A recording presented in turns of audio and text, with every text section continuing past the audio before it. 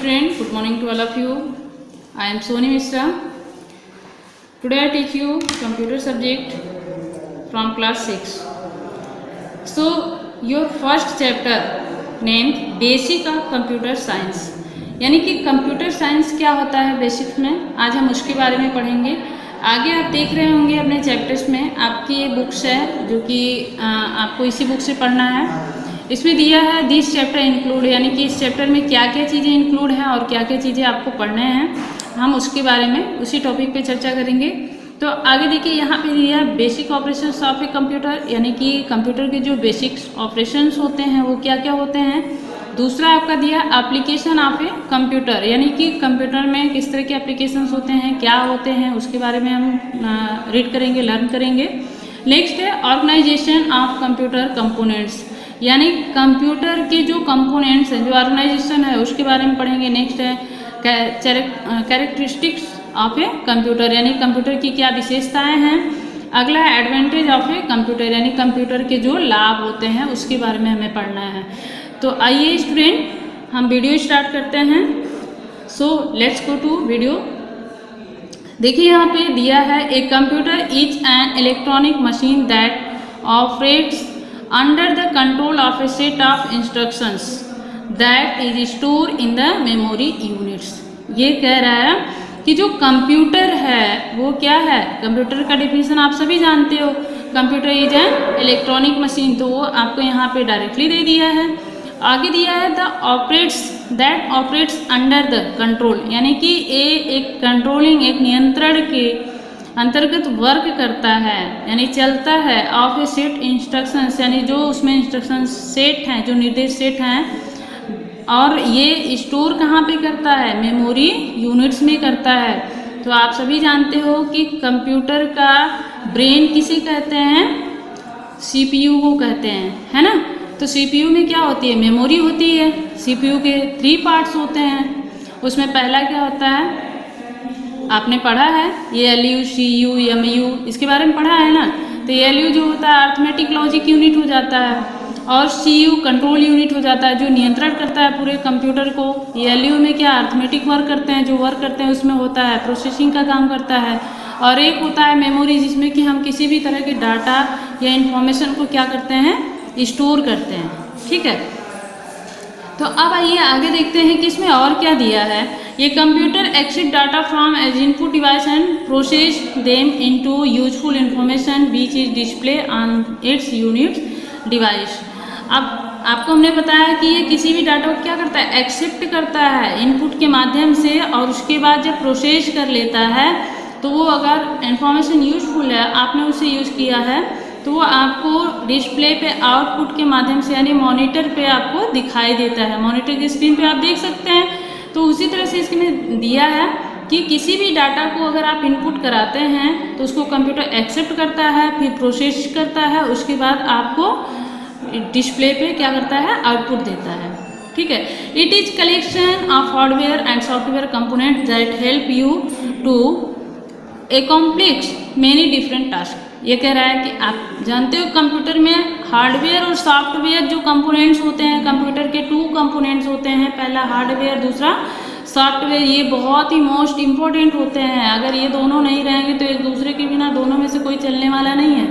आपके पास सिस्टम है, उसमें सॉफ्टवेयर नहीं है तो भी नहीं चलेगा, और अगर आपके पास सॉफ्टवेयर अगर कहीं से अवेलेबल है तो आप उसे बिना कंप्यूटर के नहीं चला सकते हो। ठीक ना, जैसे मोबाइल भी चलाते हैं तो उसमें कुछ आपके यूजफुल सॉफ्टवेयर्स होते हैं जिसकी वजह से आप चलाते हो, उसी तरह से कंप्यूटर भी होता है।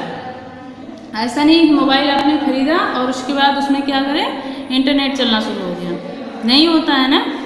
तो उसी तरह से इसमें भी होता है। ठीक है, इसमें हार्डवेयर और सॉफ्टवेयर जो इसके मेन कंपोनेंट्स होते हैं, जो हेल्प करते हैं किसी भी तरह के टास्क को अचीव करने में। ठीक है, मेनी तरह का। अब आगे देखिए, computer come in different size. Computer जब आया था, सबसे पहले तो आया था फर्स्ट जनरेशन में, जब आप पढ़ेंगे तो इसको पूरे डिटेल्स में एक्सप्लेन किया जाएगा, जिसमें कि दिया था कि जो फर्स्ट जनरेशन का कंप्यूटर था वो काफ़ी लेंदी था, बहुत बड़ा था, बिग साइज़ का था, काफ़ी पावर लेता था और बहुत ज़्यादा कॉस्टली था। तो इसलिए उसको क्या है, थोड़ा धीरे धीरे साइजें जो हैं कम होने लगी। हर जनरेशन में छोटी, जितनी छोटी हो सके साइज़ करते करते अब लास्ट में तो आप जानते ही हो कि कैसी कैसी साइजें आ गई हैं। तो एक आपका जो स्मार्टफोन है वो भी एक तरह का क्या है, कंप्यूटर ही है, ठीक है। तो इसमें दिया है कम इन डिफरेंट साइज, यानी कि जो कंप्यूटर्स है वो जब डिफरेंट साइज में आया तो this size of computer determines it's functions and processing capacity. अब इसमें क्या है, जो आपका कंप्यूटर जो उसकी कैपेसिटी थी, जो प्रोसेसिंग की कैपेसिटी थी वो कंप्यूटर में कैसी हो गई, बहुत ज़्यादा, थोड़ी चौड़ी हो गई, थोड़ा ज़्यादा हो गई, बदली, ठीक है। Term of size depending on the purpose they serve, यानी कि जैसा हमारा रिक्वायरमेंट था उसके अकॉर्डिंग वो काम भी करने लगा था। पहले थोड़ा काम करता था तो काफ़ी वीक था, इसके लिए थोड़ी प्रॉब्लम होती थी, लेकिन जैसे जैसे वो छोटा होता गया उस तरह से हमारे लिए क्या होता गया, काफ़ी इजी होता गया। उसके बाद आप एक नाम सुने होंगे computer, super computers. Super computers जो होता है वो काफ़ी पावरफुल कंप्यूटर माना जाता है, ठीक है। इसके बारे में एक जो हमारे यहाँ सुपर कंप्यूटर है उसके 2 ब्रदर्स मिल करके उसको बनाए थे, जिसका नाम परम एंड अनुराग है, उसके नाम से भी सुपर कंप्यूटर्स को जाना जाता है। और इसमें एक मेन फ्रेम्स कंप्यूटर भी है and servers are bigger and faster components. से कह रहा है कि जो super computer mainframe computers हैं उसका जो सर्वर्स है वो बहुत ही बड़ा है और बहुत ही फास्ट है। सुपर सबसे तेज कंप्यूटर, यानी पूरे विश्व में सबसे तेज कंप्यूटर कौन सा है, सुपर कंप्यूटर। अभी इसमें बहुत सारे नाम भी आ गए हैं, ठीक है, और सुपर कंप्यूटर्स के बहुत सारे नंबरिंग के साथ हैं, उसको मैं आपको जीके में एक्सप्लेन करूँगी या नेक्स्ट वीडियो में कर दूँगी, बट अभी के लिए आप इसको समझिए। फिर दिया है these are use in big office and in project like weather analysis and prediction where large quantities of data are used. Personal computer are smaller computers like workstation, tablets, laptops and notebook. ये कह रहा है कि जो आपका personal computers है वो काफ़ी स्मॉलर है, बहुत ही छोटा है। अब उसमें क्या है, जैसे ये कह रहा है these are use in big office and in project, यहाँ पे कह रहा है कि ये जो है बहुत ही बड़े ऑफिस के लिए सुपर कंप्यूटर का यूज़ क्यों किया गया। जैसे यहाँ पे दिया है ना, project like weather analysis and prediction. जब हमारे भारत में, हमारा भारत वैसे भी कृषि प्रधान एग्रीकल्चर के माने में बहुत ही आगे है, तो आप जानते हैं कि यहाँ पे मौसम के बारे में जानना है और फिर आपको नई नई टेक्निकल चीज़ों के बारे में जानना है, जिसके लिए सुपर कंप्यूटर और मेन फ्रेम कंप्यूटर्स का ही यूज किया जाता है। लेकिन ये फिर भी काफ़ी बड़े हैं, ये बहुत बड़ी बड़ी ऑफिसों में आया करते हैं। तो इसके लिए हम क्या करते हैं कि छोटा, यानी कि जो पर्सनल कंप्यूटर है वो काफ़ी स्मॉलर कंप्यूटर्स था, इसको जैसे हम जाने लगे work station, tablets, laptop and notebooks. एक नोटबुक्स भी आता है, आप सोच रहे होंगे नोटबुक्स कौन सा कंप्यूटर आ गया। हमने तो नेटबुक्स है, हमने तो बहुत सारे ऐसे पढ़े थे, लैपटॉप पढ़े थे, टैबलेट्स पढ़े थे, लैपटॉप पढ़े थे, स्मार्टफोन के बारे में हमने पढ़ा था। पर ये नेटबुक्स क्या है, नेटबुक्स ज़्यादा बड़ा नहीं होता है, कम से कम 13 इंचेस के होते हैं, कंप्यूटर के साइज में ही होता है, थोड़ा टैबलेट से छोटा होता है, लैपटॉप से थोड़ा सा छोटा होता है। जैसे टैबलेट आपने देखा है ना, यानी कि आप समझ लीजिए कि जो आप पढ़ाई करते हो, ठीक है। अब यहाँ पे देखिए हम दिखाई देते हैं आपको कि ये क्या है, कैसे वर्क करता है, ठीक। अब आगे देखिए, ये आपका है सुपर कंप्यूटर। अब ये सुपर कंप्यूटर जो है ऐसे ही होता है, ये अब इतना बड़ा होता है, इसमें बुक्स में आपको बहुत छोटे से प्रिंट किए हुए दिख रहा है। तो ये इतना बड़ा होता है कि इसमें क्या करते हैं कि ये अपना, यानी कि इसके लिए एक अलग से बड़ी ऑफिस का बनना ज़रूरी होता है, ये छोटे मोटे प्लेस पे एडजस्ट नहीं हो सकता है। और ये उसका सर्वर है, ठीक है। सर्वर के लिए भी काफ़ी जगह होनी चाहिए, वो काफ़ी ज़्यादा जगह में एडजस्ट करता है। फिर ये आपका वर्क स्टेशन है, यहाँ से वर्क होता है, ठीक है, उसके बाद वो सप्लाई होता है यहाँ वहाँ।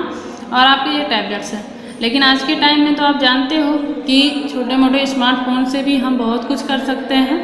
तो ये सारी चीज़ें आपको मैं इसलिए दिखा रही हूँ कि जो ये सुपर कंप्यूटर सबसे तेज़ कंप्यूटर है, आप जानते हैं इस चीज़ को, ठीक है। और टैबलेट्स का भी यूज़ तो अभी आम लोग भी करने लगे हैं। अब आइए देखते हैं बेसिक ऑपरेशंस ऑफ कंप्यूटर्स क्या होता है। अब बेसिक ऑपरेशंस ऑफ कंप्यूटर क्या होता है, ये दिया है computer basically performs 4 major operations of functions, यानी कि जो बेसिक ऑपरेशंस ऑफ कंप्यूटर होता है वो बेसिकली परफॉर्म करता है 4 मेजर में, यानी कि 4 तरीके से वो परफॉर्म करता है। उसके जो फंक्शंस होते हैं वो कौन कौन से होते हैं। पहला देखिए दिया है इट एक्सेप्ट डाटा और instructions by way of input, यानी कि कह रहा है ये सबसे पहले क्या करता है, एक्सेप्ट करता है किसको, डाटा को या इंस्ट्रक्शंस को, जो हम आप देते हैं, जिसको इनपुट कराते हैं हम कंप्यूटर में, उसे क्या करता है, एक्सेप्ट करता है। दूसरा इसका काम क्या होता है, स्टोर करना, इट स्टोर डाटा, यहाँ पे दिया है ना इट स्टोर डाटा। तो अब हमने 2 पॉइंट पे टॉकिंग किया, अब हमारा तीसरा पॉइंट क्या है, यानी कि तीसरे पॉइंट में क्या आता है और कैसे हम जानते हैं कि और भी बेसिक ऑपरेशंस क्या क्या होते हैं। तीसरा पॉइंट आपका है it can process data required by the user, यानी कि ये उस तरह से डाटा को प्रोसेस करता है जैसा कि हमारे यूजर्स का, जो हमारा कंप्यूटर यूज करने वाला है, उसकी जो रिक्वायर होती है, जो ज़रूरत होती है, उसके अकॉर्डिंग ये डाटा को क्या करता है, प्रोसेस करता है। अगला नेक्स्ट पॉइंट है फोर्थ, जो लास्ट पॉइंट है, it gives result as an output, और ये आउटपुट के माध्यम से क्या करता है, हमें रिजल्ट भी देता है। ठीक है, तो यहाँ तक तो आप समझ गए होंगे। अब नेक्स्ट हम टॉपिक पे चर्चा करेंगे एप्लीकेशन ऑफ ए कंप्यूटर, यानी एप्लीकेशन, कंप्यूटर एप्लीकेशन क्या होता है, ये भी आपके चैप्टर में इंक्लूड था, तो इसको भी हम पढ़ाते हैं कि एप्लीकेशंस क्या होते हैं। आप जानते हैं, फिर भी आपको इस चीज़ को बताना मुझे ज़रूरी है। Computers are use for the following purpose, यानी जो कंप्यूटर का यूज होता है वो बहुत तरह के पर्पज़ के लिए होता है।